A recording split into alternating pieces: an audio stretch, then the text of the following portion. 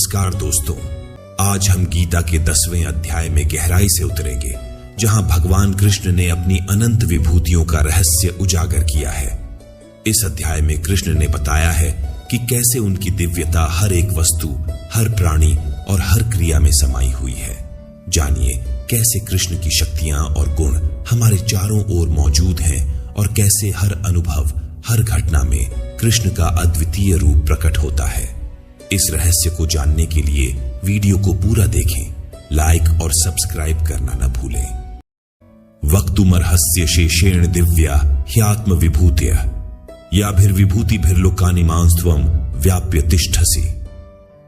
ज्ञान का मार्ग सरल नहीं होता। जो जानना चाहता है वह कभी रुकता नहीं, उसे और अधिक जानने की ललक रहती है। यही अर्जुन के साथ हो रहा था। कृष्ण के स्वरूप का ज्ञान अर्जुन के लिए अभी पूरा नहीं हुआ था। उसका संशय धीरे धीरे समाप्त हो रहा था, लेकिन पूरी तरह से नहीं।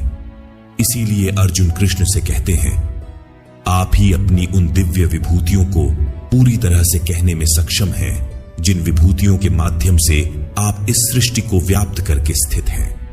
अर्जुन कृष्ण की विशेषताओं और उनकी दिव्य शक्तियों के बारे में जानना चाहते हैं, और वह यह भी जानते हैं कि अपनी विशेषता के बारे में सिर्फ कृष्ण ही सही जानकारी दे सकते हैं, कोई और नहीं।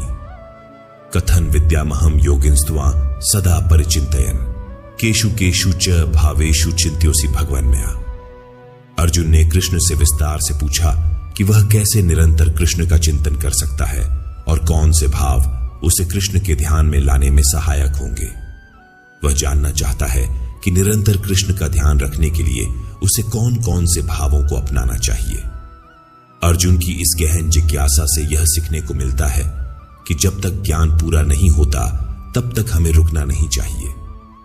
इस तरह की गहन निष्ठा और लगन हमें अपने क्षेत्र में उच्चतम स्तर पर पहुंचने में मदद करती है और हमें विश्व चैंपियन बना सकती है। विस्तरेणात्मनो योगम विभूतिं च जनार्दन भूय कथय तृप्तिर्हि शृण्वतो नास्ति में मृतम। अर्जुन कृष्ण की योग शक्ति और विभूति के बारे में विस्तार से जानना चाहता है। कृष्ण के वचन सुनकर अर्जुन के विषाद भरे मन को कुछ राहत मिली थी, लेकिन उसकी जिज्ञासा और भी बढ़ गई थी। उसकी शांति अभी पूरी नहीं हुई थी। वह और भी अधिक जानना चाहता था। यही पहचान थी दुनिया के सबसे बड़े धनुर्धर की। वह तब तक नहीं रुकता जब तक अपने अभ्यास और काम में सर्वश्रेष्ठ नहीं बन जाता। दोस्तों, आप अपने जीवन में कब संतुष्ट होते हैं? जब एवरेज बनते हैं या जब बेस्ट बनते हैं? श्री भगवानुवाच हंत ते कथयिष्यामि दिव्या ह्यात्म विभूतयः प्राधान्यतः कुरु श्रेष्ठ नास्त्यंतो विस्तरस्य में। अर्जुन कृष्ण की सीमा और विस्तार को जानना चाहता है, लेकिन कृष्ण सादगी से कहते हैं, तू मेरी विभूति और विशेषता के बारे में सुन, क्योंकि मेरे विस्तार का कोई अंत नहीं है। दोस्तों, कृष्ण की सीमा क्या है? वह कितने दूर तक जाते हैं, यह जानना हमारे लिए संभव नहीं है। अनादि और अनंत, जिसका कोई आरंभ और अंत नहीं होता, उसके विस्तार को समझना आसान नहीं है। कृष्ण का स्वरूप समझना जरूरी है, और यही बात स्वयं कृष्ण हमें समझा रहे हैं। उनके अनंत विस्तार और अनादि स्वभाव को हम सिर्फ श्रद्धा और भक्ति से ही जान सकते हैं। अहमात्मा गुणाकेश सर्वभूताशय स्थितः अहमादिश्च मध्यंच भूतानामंत एव च। कृष्ण कहते हैं, हे अर्जुन, मैं सब भूतों के हृदय में स्थित हूं, सबकी आत्मा हूं, और संपूर्ण भूतों का आदि, मध्य और अंत भी मैं ही हूं। इसका मतलब है कि हमारी आत्मा जो हमारे अंदर स्थित है, उसे जानना और समझना कृष्ण को जानना है।